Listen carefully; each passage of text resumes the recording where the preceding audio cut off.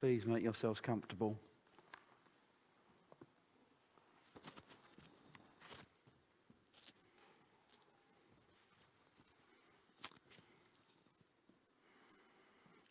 Am I still working? That's great. Haven't broken it. Wonderful.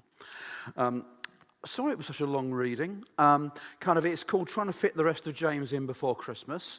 And actually somehow it all does sort of hang together. And I didn't want to take it in separate parts for that reason. And even such a long reading, it was still kind of dense with content, wasn't it? There was no kind of soft, fluffy stuff. It was all hard, challenging things. And you'll be grateful to hear, I'm not going to go through it verse by verse. I'm going to pick out just something for us to reflect on out of each of the three sections in that chapter. Perhaps some questions to take away for us to think about as individuals. As I said, James doesn't finish his letter with pleasant platitudes. And I guess we shouldn't be surprised, should we? That's just not the way he's wired.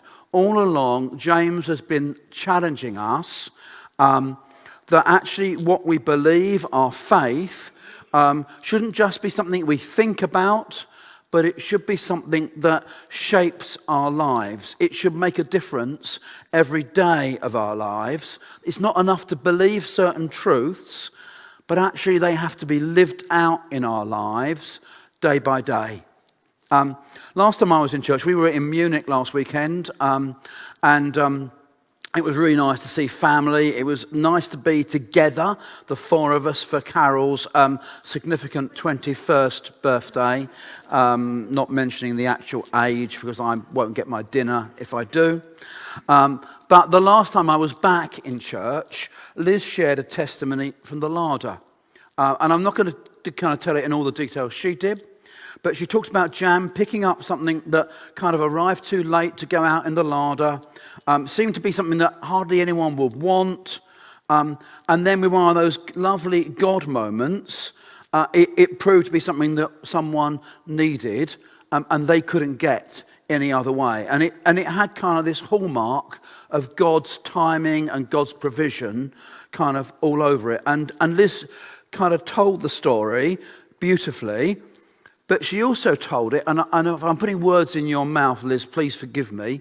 But if you remember the timing, it was the week of that terrible tragedy in the Channel with all of those people dying. She kind of alluded to that and to how we make sense of God dealing with the little stuff in our lives when there's all this big stuff out there that is that's incomprehensible, in terms of suffering. And that's a tension I think that we all live, isn't it?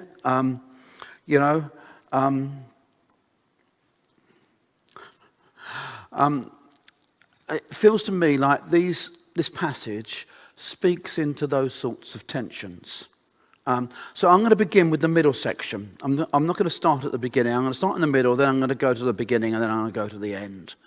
And the middle section is all about patience in suffering. And it seems to me that the message of this passage is that we need to take the long view. We are increasingly confronted by suffering in ways that probably we've not experienced before. The news is full of it. Just the nature of the last 2 years that we've lived through as a nation, I don't think any of us have been untouched by the effects of COVID. We all know people whose lives have been taken prematurely, or people who might not have got other treatment that they needed for cancer, and their life has been shortened because of COVID. Suffering has been something that is not just on the news. It's been something that has been impacting kind of everyone's lives. And when faced with suffering, I'm speaking for myself, but I hope it resonates with others, it kind of feels a bit like what we want is a quick fix. We want something to make it all right again. And one of the problems about the world we live in at the moment is it feels like there aren't quick fixes. You know, we thought the vaccination was a quick fix to COVID going away, and it feels like we're going to be living with it a lot longer. There's no quick fix to the inequalities we see in the world around us and that cause people to risk their lives on the channel, or the terrible poverty that characterises the world in which we live. There aren't quick fixes, but you know, we want the equivalent of a painkiller to take it all away, and that doesn't happen. What James advises isn't a quick fix, it's patience. And I have a confession, I am not good at patience. We live in the world of the immediate. If we want something, we want it now. And generally we can just go online and we can press a button and it's on our doorstep the next day. Not all too often now, as well as it can be appearing on our doorstep, we can get it now, but we can defer paying for it to later. It's all about the immediate without necessarily thinking about the consequences.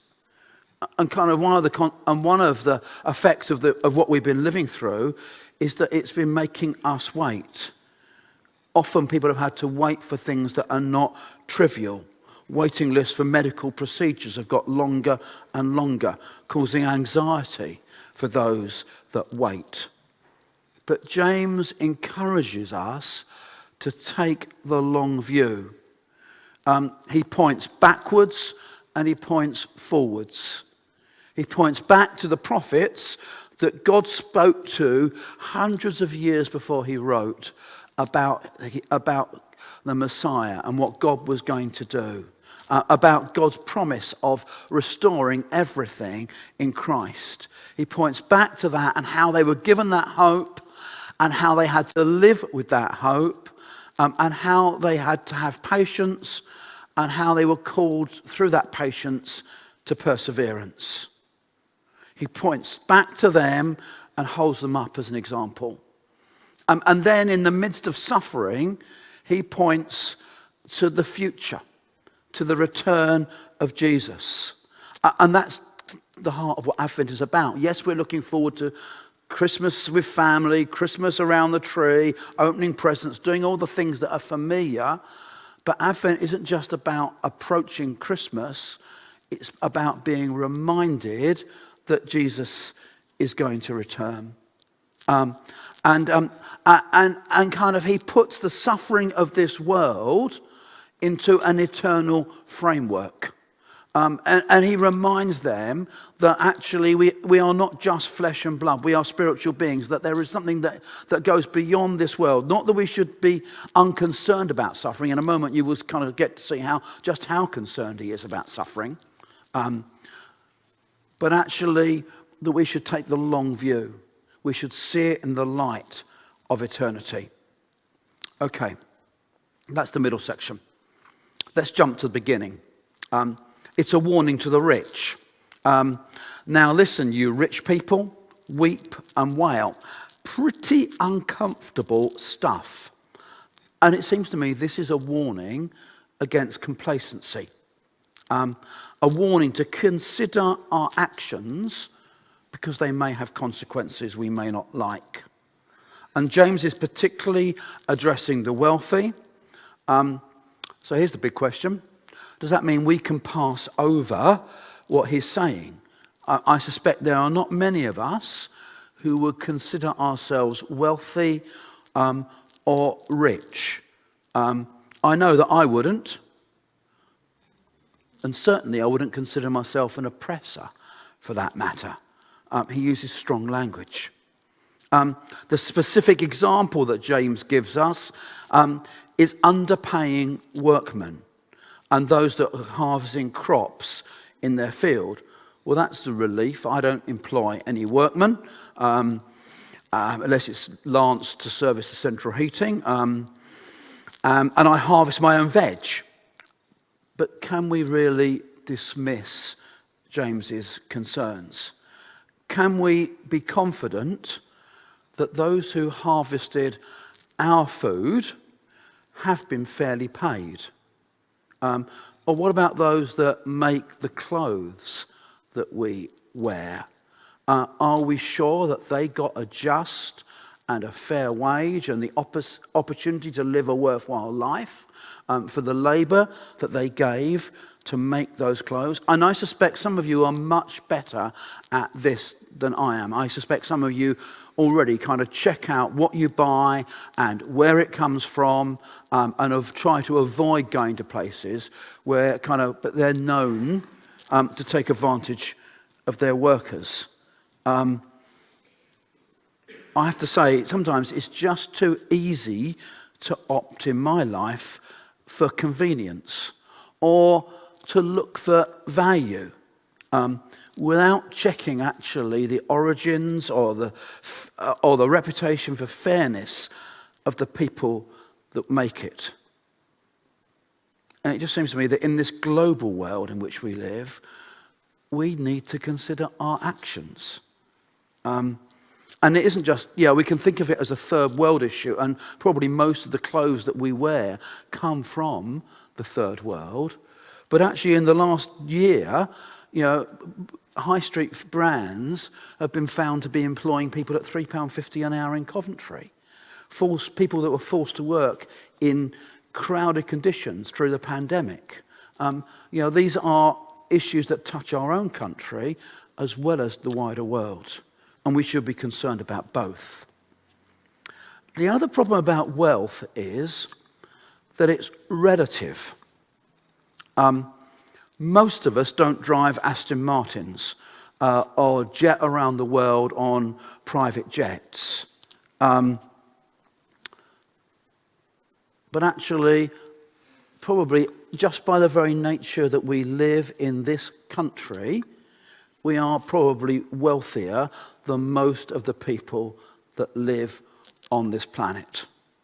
One of the really uncomfortable debates about the people trying to cross the channel at the moment has been this question, are they legitimate asylum seekers or are they economic migrants?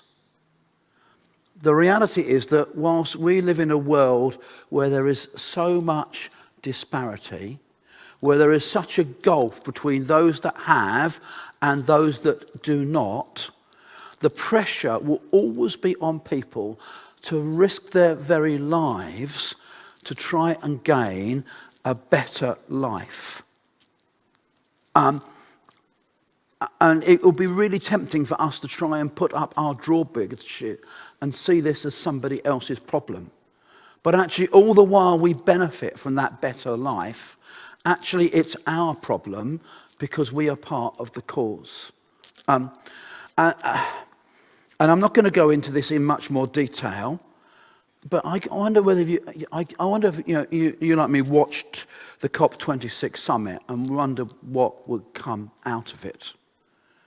Have you thought for a moment what will happen if things don't come out of it and if situations don't change? Because the reality will be, if we don't stop the problem of global warming, there are huge swathes of this planet that will become uninhabitable. Where do we expect the people that live there now to live in the future?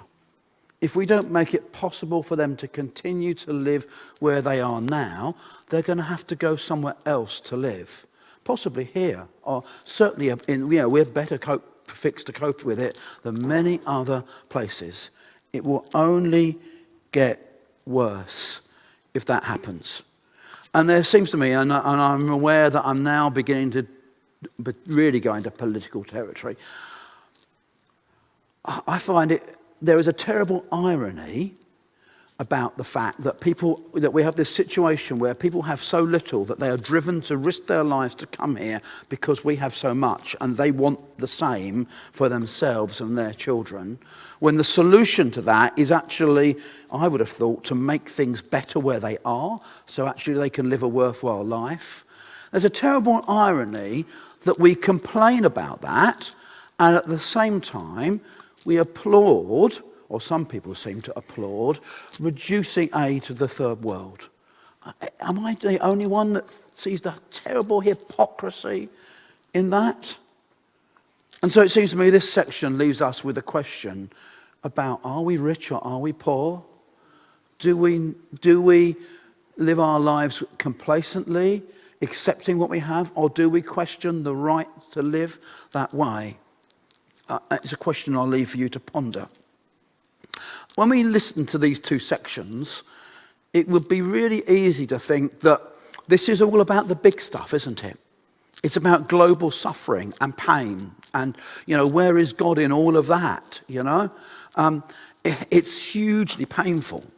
How do we then make sense of just an ordinary everyday product becoming available for someone and it feels like it's out of God's provision?